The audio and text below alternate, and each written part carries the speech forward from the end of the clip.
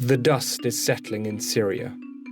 Where once stood towering effigies of the Assads, now flow tears of both celebration and grief as millions of Syrians rejoice in their bittersweet victory.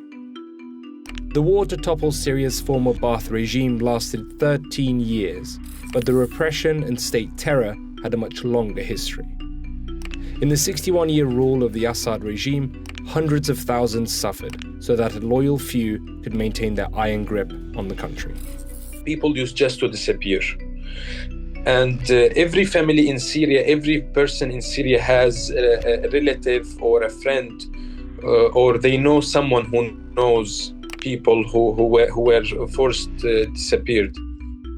First time when they took me out of the car, the first time what they said, we'll take your eyes out.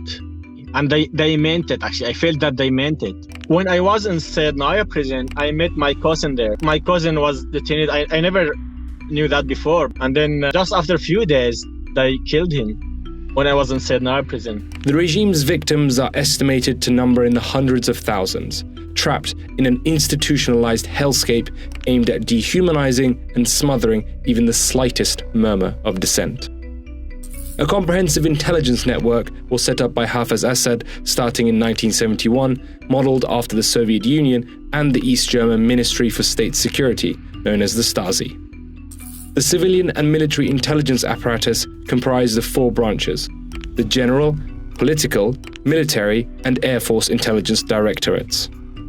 The regime was actually an intelligence state, and he established various kind of intelligence agencies. These agencies were spread all over the country, even the most remote parts of, or the most remote villages of the country. The intelligence model of Syria was Soviet Union. The Soviet Union is notorious with its intelligence.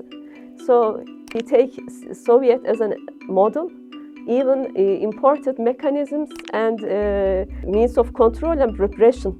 He turned his people to informants to the regime.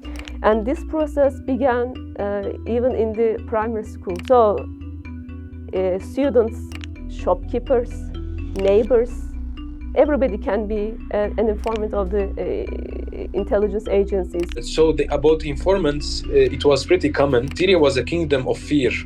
Everybody was afraid all the time.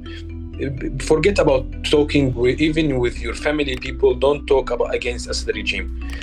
We have a saying in Syria that walls have ears. The feeling of being watched was omnipresent in all rungs of society. People were forced into obedience with the looming threat of being persecuted by the intelligence services, even in the military. Just like the schools, the military is also an ideological military and completely dogmatic. One of the main goals of the military service is to humiliate and to dishonor the young people as much as possible. They disrupt the soldiers' psychology during the army. They make them submit completely to the state. In the military, there is no respect to soldiers. There is no humane treatment to the soldiers. So this gives the message to the man: either you will obey to me, or you can come across to anything in your life. As the new interim government starts to take shape in Syria, there remains the question of accountability. How and who will be held accountable for the atrocities committed by the regime in the name of the Assads? Simultaneously, we need to enhance the local jurisdiction. That's needed a legal reform and institution reform that will enable the local court to take place in this process. It's needed because the ICRC used to target the big fish. Maybe we can speak about 50 to 60 person, not more. We issued this statement on our website. We have about 16,200.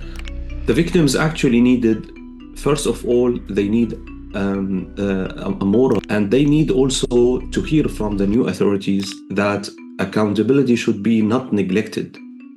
We issued a statement 11 December directly after the regime fall, calling Russia to extradite Assad. for a fair trial in Syria. I think Russia's interest to build a good relation with the new government, with the Syrian people, with the Syria state. So I think they might extradite Assad. A lot of Assad loyals also move to another state, not only Russia. We will keep calling those states to extradite those criminals. They are protecting the criminals who committed crimes against the Syrian people, against our people. For those scarred by their time in prison, torture, and loss of their loved ones, they are left to carry their grief through the rest of their lives. For them, the Assad regime will forever be nothing but a bloody stain on Syria's history. Even when they released me, they said, "Oh, sorry, there's nothing against you." But what do you mean sorry? When I've been released, I was only 35 kilograms. What do they mean sorry? What do they mean? Plenty of people killed there, and they did nothing only because they are against them. So they are talking about democracy. Where is the democracy? Where is the democracy? If you are saying, okay, we don't like these things you're doing, you have to discuss with us, not to kill us.